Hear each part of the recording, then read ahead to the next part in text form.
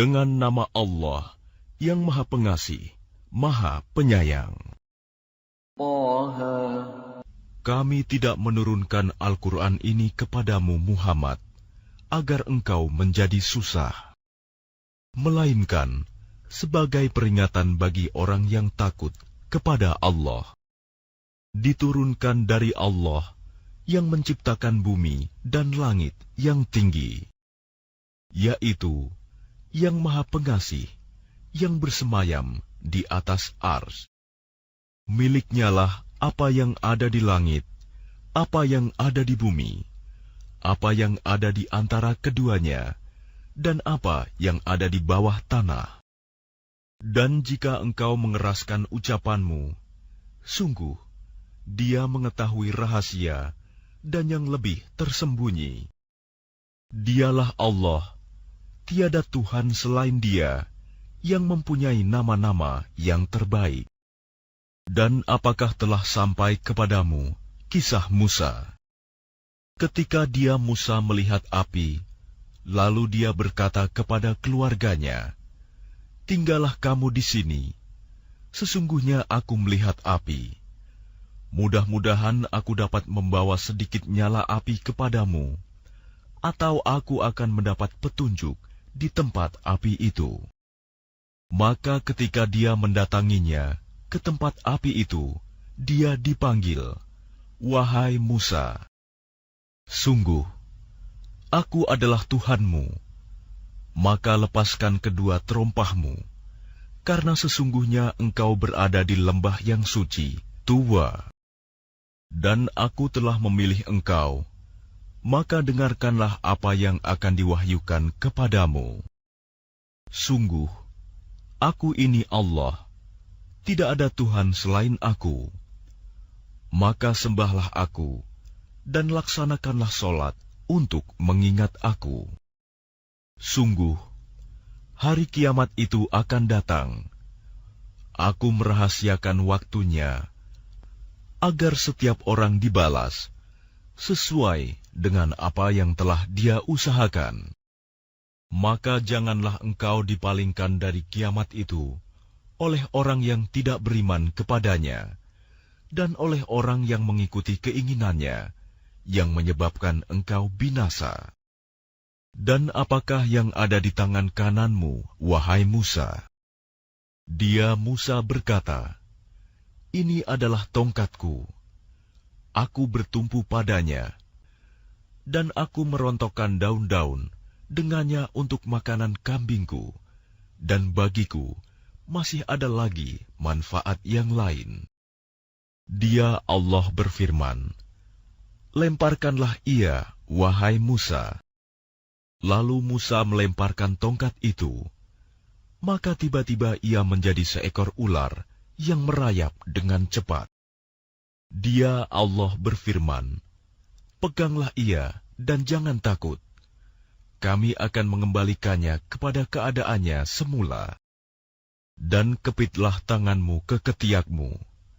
Niscaya ia keluar menjadi putih bercahaya tanpa cacat, sebagai mukjizat yang lain, untuk kami perlihatkan kepadamu sebagian dari tanda-tanda kebesaran kami yang sangat besar.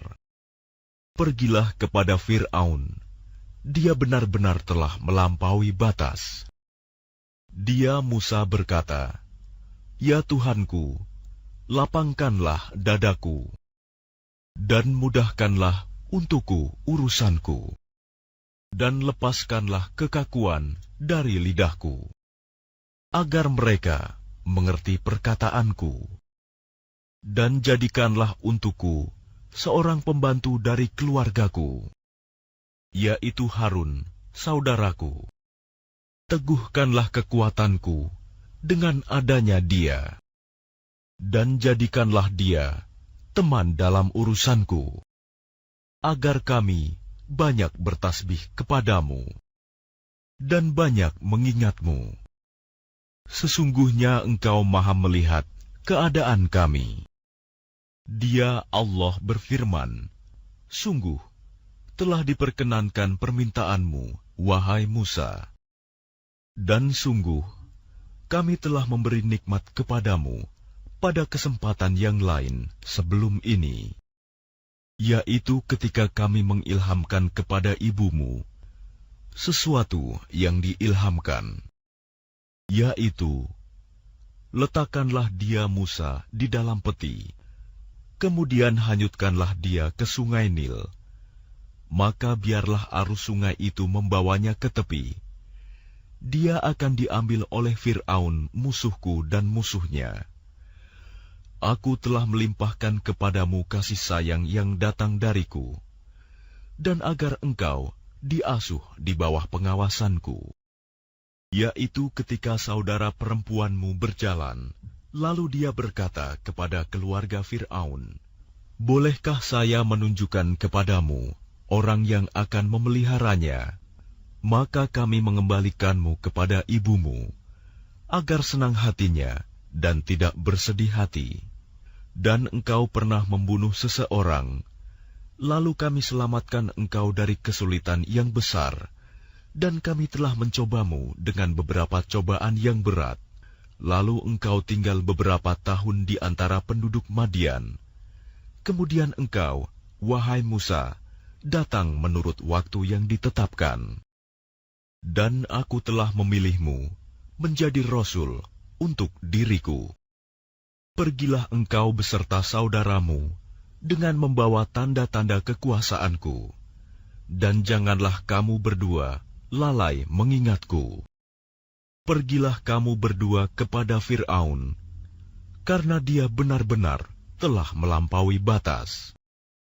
Maka berbicaralah kamu berdua kepadanya Fir'aun, dengan kata-kata yang lemah lembut, mudah-mudahan dia sadar atau takut. Keduanya berkata, ya Tuhan kami, sungguh, kami khawatir dia akan segera menyiksa kami, atau akan bertambah melampaui batas. Dia Allah berfirman, janganlah kamu berdua khawatir, sesungguhnya aku bersama kamu berdua. Aku mendengar dan melihat. Maka pergilah kamu berdua kepadanya Fir'aun, dan katakanlah, sungguh, kami berdua adalah utusan Tuhanmu. Maka lepaskanlah Bani Israel bersama kami, dan janganlah engkau menyiksa mereka. Sungguh, kami datang kepadamu dengan membawa bukti atas kerasulan kami dari Tuhanmu. Dan keselamatan itu dilimpahkan kepada orang yang mengikuti petunjuk. Sungguh, telah diwahyukan kepada kami bahwa siksa itu ditimpakan pada siapapun yang mendustakan ajaran agama yang kami bawa dan berpaling tidak mempedulikannya.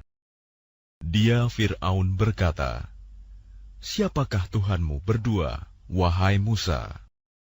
Dia Musa menjawab, Tuhan kami ialah Tuhan yang telah memberikan bentuk kejadian kepada segala sesuatu, kemudian memberinya petunjuk. Dia Fir'aun berkata, jadi bagaimana keadaan umat-umat yang dahulu? Dia Musa menjawab, pengetahuan tentang itu ada pada Tuhanku. Di dalam sebuah kitab Lauh Mahfuz, Tuhanku tidak akan salah ataupun lupa. Tuhan yang telah menjadikan bumi sebagai hamparan bagimu, dan menjadikan jalan-jalan di atasnya bagimu, dan yang menurunkan air hujan dari langit. Kemudian kami tumbuhkan dengannya air hujan itu, berjenis-jenis aneka macam tumbuh-tumbuhan. Makanlah dan gembalakanlah hewan-hewanmu.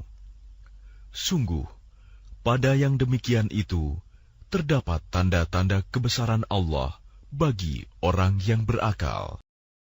Darinya tanah itulah kami menciptakan kamu, dan kepadanyalah kami akan mengembalikan kamu, dan dari sanalah kami akan mengeluarkan kamu pada waktu yang lain. Dan sungguh, kami telah memperlihatkan kepadanya Fir'aun tanda-tanda kebesaran kami semuanya. Ternyata dia mendustakan dan enggan menerima kebenaran. Dia Fir'aun berkata, "Apakah engkau datang kepada kami untuk mengusir kami dari negeri kami dengan sihirmu, wahai Musa? Maka kami pun pasti akan mendatangkan sihir semacam itu kepadamu. Maka buatlah suatu perjanjian untuk pertemuan antara kami dan engkau, yang kami tidak akan menyalahinya, dan tidak pula engkau di suatu tempat yang terbuka." Dia Musa berkata, "Perjanjian, waktu untuk pertemuan kami dengan kamu itu, ialah pada hari raya, dan hendaklah orang-orang dikumpulkan pada pagi hari, duha." Maka Fir'aun meninggalkan tempat itu, lalu mengatur tipu dayanya. Kemudian dia datang kembali pada hari yang ditentukan. Musa berkata kepada mereka, para pesihir, "Celakalah kamu, janganlah kamu mengada-adakan kebohongan terhadap Allah. Nanti Dia membinasakan kamu dengan azab, dan sungguh rugi orang yang mengada-adakan kebohongan." Maka mereka berbantah-bantahan tentang urusan mereka, dan mereka merahasiakan percakapan mereka. Mereka para pesihir berkata, "Sesungguhnya dua orang ini adalah pesihir yang hendak mengusirmu, Fir'aun, dari negerimu dengan sihir mereka berdua, dan hendak melenyapkan adat kebiasaanmu yang utama. Maka kumpulkanlah segala tipu daya sihir kamu, kemudian datanglah dengan berbaris. Dan sungguh beruntung orang yang menang pada hari ini." Mereka berkata, "Wahai Musa, apakah engkau yang melemparkan dahulu, atau kami yang lebih dahulu melemparkan?" Dia Musa berkata, "Silakan kamu melemparkan." Maka tiba-tiba tali-tali dan tongkat-tongkat mereka terbayang olehnya Musa, seakan-akan ia merayap cepat karena sihir mereka. Maka Musa merasa takut dalam hatinya. Kami berfirman, "Jangan takut, sungguh engkaulah yang unggul, menang. Dan lemparkan apa yang ada di tangan kananmu. Niscaya ia akan menelan apa yang mereka buat. Apa yang mereka buat itu hanyalah tipu daya pesihir belaka, dan tidak akan menang pesihir itu dari manapun ia datang." Lalu para pesihir itu merunduk bersujud, seraya berkata, "Kami telah percaya kepada Tuhannya Harun dan Musa." Dia Fir'aun berkata, "Apakah kamu telah beriman kepadanya, Musa, sebelum aku memberi izin kepadamu? Sesungguhnya dia itu pemimpinmu yang mengajarkan sihir kepadamu. Maka sungguh akan kupotong tangan dan kakimu secara bersilang, dan sungguh akan kusalib kamu pada pangkal pohon kurma, dan sungguh kamu pasti akan mengetahui siapa di antara kita yang lebih pedih dan lebih kekal siksaannya." Mereka para pesihir berkata, "Kami tidak akan memilih tunduk kepadamu atas bukti-bukti nyata mukjizat yang telah datang kepada kami, dan atas Allah yang telah menciptakan kami. Maka putuskanlah yang hendak engkau putuskan. Sesungguhnya engkau hanya memutuskan pada kehidupan di dunia ini. Kami benar-benar telah beriman kepada Tuhan kami, agar Dia mengampuni kesalahan-kesalahan kami, dan sihir yang telah engkau paksakan kepada kami. Dan Allah lebih baik pahalanya dan lebih kekal azabnya. Sesungguhnya barang siapa datang kepada Tuhannya dalam keadaan berdosa, maka sungguh baginya adalah neraka jahanam. Dia tidak mati, terus merasakan azab di dalamnya, dan tidak pula hidup tidak dapat bertaubat. Tetapi barang siapa datang kepadanya dalam keadaan beriman dan telah mengerjakan kebajikan, maka mereka itulah orang yang memperoleh derajat yang tinggi, mulia, yaitu surga-surga Aden yang mengalir di bawahnya sungai-sungai. Mereka kekal di dalamnya. Itulah balasan bagi orang yang menyucikan diri. Dan sungguh, telah kami wahyukan kepada Musa, pergilah bersama hamba-hambaku Bani Israel pada malam hari, dan pukullah, buatlah untuk mereka jalan yang kering di laut itu. Engkau tidak perlu takut akan tersusul, dan tidak perlu khawatir akan tenggelam. Kemudian Fir'aun dengan bala tentaranya mengejar mereka, tetapi mereka digulung ombak laut yang menenggelamkan mereka. Dan Fir'aun telah menyesatkan kaumnya, dan tidak memberi petunjuk. Wahai Bani Israel, sungguh, kami telah menyelamatkan kamu dari musuhmu, dan kami telah mengadakan perjanjian dengan kamu untuk bermunajat di sebelah kanan gunung itu, Gunung Sinai, dan kami telah menurunkan kepada kamu man dan salwa. Makanlah dari rizki yang baik-baik yang telah kami berikan kepadamu, dan janganlah melampaui batas yang menyebabkan kemurkaanku menimpamu. Barang siapa ditimpa kemurkaanku, maka sungguh binasalah dia. Dan sungguh, aku Maha Pengampun bagi yang bertaubat, beriman, dan berbuat kebajikan, kemudian tetap dalam petunjuk. Dan mengapa engkau datang lebih cepat daripada kaummu, wahai Musa? Dia Musa berkata, itu mereka sedang menyusul aku, dan aku bersegera kepadamu, ya Tuhanku, agar engkau ridho kepadaku. Dia Allah berfirman, sungguh, kami telah menguji kaummu setelah engkau tinggalkan, dan mereka telah disesatkan oleh Samiri. Kemudian Musa kembali kepada kaumnya dengan marah dan bersedih hati. Dia Musa berkata, wahai kaumku, bukankah Tuhanmu telah menjanjikan kepadamu suatu janji yang baik? Apakah terlalu lama masa perjanjian itu bagimu, atau kamu menghendaki agar kemurkaan Tuhan menimpamu? Mengapa kamu melanggar perjanjianmu dengan aku? Mereka berkata, kami tidak melanggar perjanjianmu dengan kemauan kami sendiri, tetapi kami harus membawa beban berat dari perhiasan kaum Fir'aun itu. Kemudian kami melemparkannya ke dalam api, dan demikian pula Samiri melemparkannya.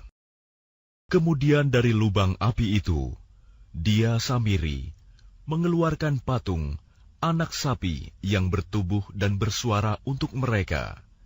Maka mereka berkata, inilah Tuhanmu dan Tuhannya Musa. Tetapi dia Musa telah lupa.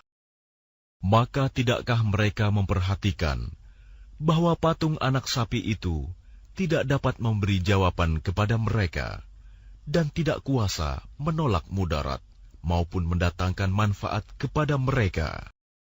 Dan sungguh, sebelumnya Harun telah berkata kepada mereka, wahai kaumku, sesungguhnya kamu hanya sekedar diberi cobaan dengan patung anak sapi itu.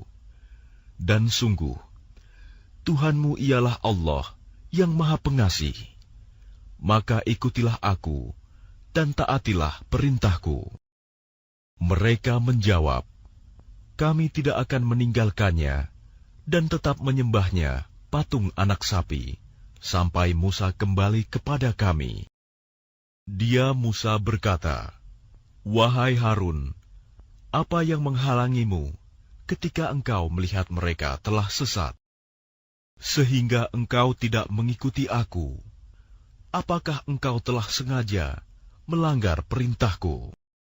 Dia Harun menjawab, wahai putra ibuku, janganlah engkau pegang janggutku, dan jangan pula kepalaku. Aku sungguh khawatir engkau akan berkata kepadaku, engkau telah memecah belah antara Bani Israel, dan engkau tidak memelihara amanatku." Dia Musa berkata, "Apakah yang mendorongmu berbuat demikian, wahai Samiri?" Dia Samiri menjawab, "Aku mengetahui sesuatu yang tidak mereka ketahui. Jadi aku ambil segenggam tanah dari jejak Rasul, lalu aku melemparkannya ke dalam api itu. Demikianlah nafsuku membujukku." Dia Musa berkata, "Pergilah kau. Maka sesungguhnya di dalam kehidupan di dunia, engkau hanya dapat mengatakan, 'Janganlah menyentuh aku,' dan engkau pasti mendapat hukuman yang telah dijanjikan di akhirat, yang tidak akan dapat engkau hindari. Dan lihatlah Tuhanmu itu, yang engkau tetap menyembahnya. Kami pasti akan membakarnya. Kemudian sungguh, kami akan menghamburkannya abunya ke dalam laut berserakan. Sungguh, Tuhanmu hanyalah Allah, tidak ada Tuhan selain Dia. Pengetahuannya meliputi segala sesuatu." Demikianlah kami kisahkan kepadamu, Muhammad, sebagian kisah umat yang telah lalu, dan sungguh, telah kami berikan kepadamu suatu peringatan Al-Quran dari sisi kami. Barang siapa berpaling darinya Al-Quran, maka sesungguhnya dia akan memikul beban yang berat, dosa, pada hari kiamat. Mereka kekal di dalam keadaan itu, dan sungguh, buruk beban dosa itu bagi mereka pada hari kiamat. Pada hari kiamat, sangkakala ditiup yang kedua kali, dan pada hari itu, kami kumpulkan orang-orang yang berdosa dengan wajah biru muram. Mereka saling berbisik satu sama lain, "Kamu tinggal di dunia tidak lebih dari 10 hari. Kami lebih mengetahui apa yang akan mereka katakan ketika orang yang paling lurus jalannya mengatakan, 'Kamu tinggal di dunia tidak lebih dari sehari saja.' Dan mereka bertanya kepadamu, Muhammad, tentang gunung-gunung, maka katakanlah, Tuhanku akan menghancurkannya pada hari kiamat sehancur-hancurnya.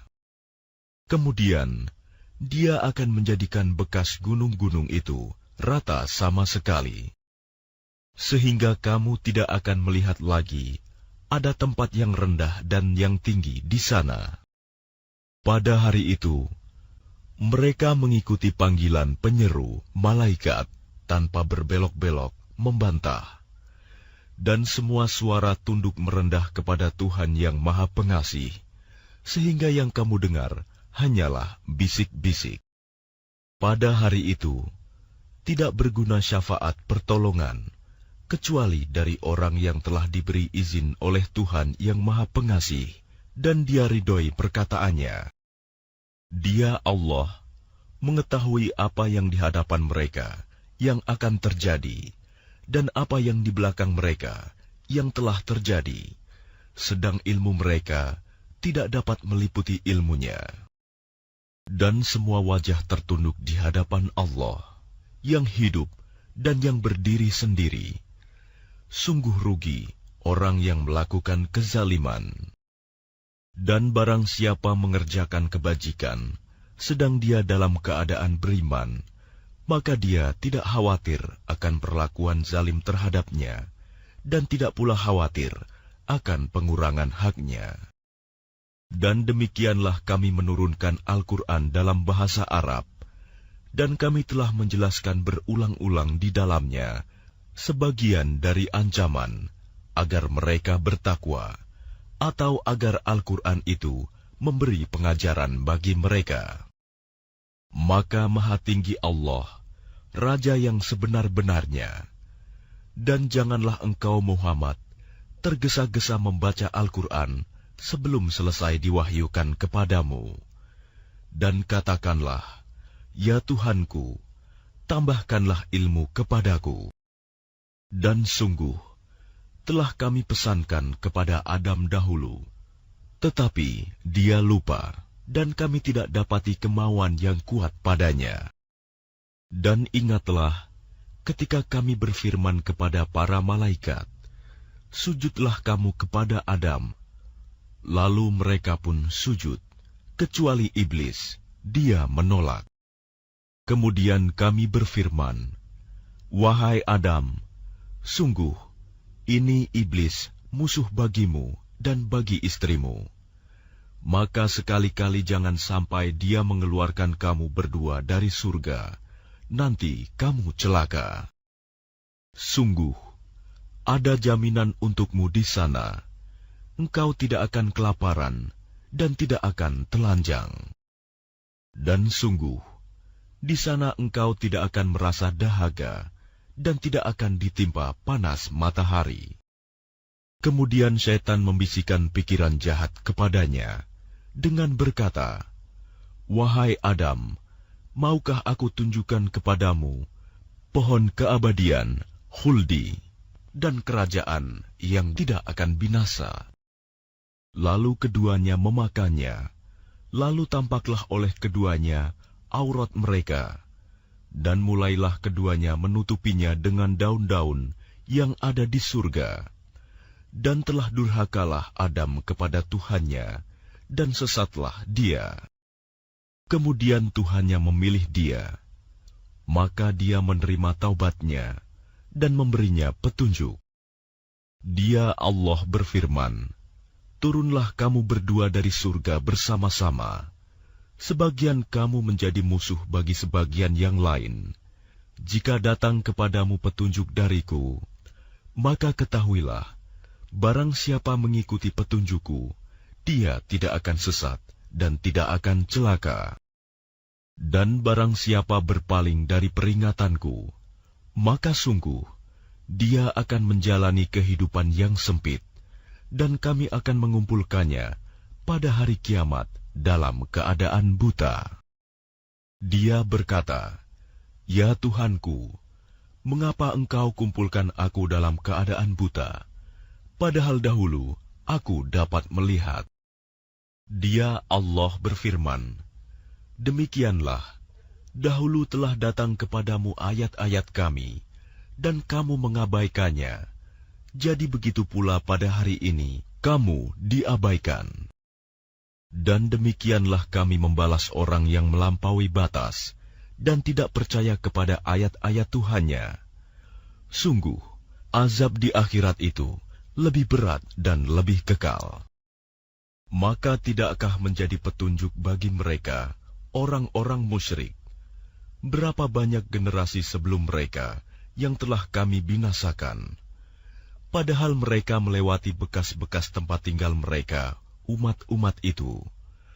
Sungguh, pada yang demikian itu, terdapat tanda-tanda kekuasaan Allah bagi orang-orang yang berakal. Dan kalau tidak ada suatu ketetapan terdahulu dari Tuhanmu, serta tidak ada batas yang telah ditentukan, ajal, pasti siksaan itu menimpa mereka. Maka sabarlah engkau Muhammad atas apa yang mereka katakan, dan bertasbihlah dengan memuji Tuhanmu sebelum matahari terbit, dan sebelum terbenam, dan bertasbihlah pula pada waktu tengah malam dan di ujung siang hari, agar engkau merasa tenang. Dan janganlah engkau tujukan pandangan matamu kepada kenikmatan yang telah kami berikan kepada beberapa golongan dari mereka, sebagai bunga kehidupan dunia, agar kamu uji mereka dengan kesenangan itu. Karunia Tuhanmu lebih baik dan lebih kekal. Dan perintahkanlah keluargamu melaksanakan sholat, dan sabar dalam mengerjakannya. Kami tidak meminta rizki kepadamu, kamilah yang memberi rizki kepadamu. Dan akibat yang baik di akhirat adalah bagi orang yang bertakwa. Dan mereka berkata, mengapa dia tidak membawa tanda bukti kepada kami dari Tuhannya? Bukankah telah datang kepada mereka bukti yang nyata, sebagaimana yang tersebut di dalam kitab-kitab yang dahulu? Dan kalau mereka kami binasakan dengan suatu siksaan sebelumnya, Al-Quran itu diturunkan, tentulah mereka berkata, "Ya Tuhan kami, mengapa tidak Engkau utus seorang Rasul kepada kami, sehingga kami mengikuti ayat-ayat-Mu sebelum kami menjadi hina dan rendah?" Katakanlah Muhammad, masing-masing kita menanti, maka nantikanlah olehmu, dan kelak kamu akan mengetahui siapa yang menempuh jalan yang lurus, dan siapa yang telah mendapat petunjuk.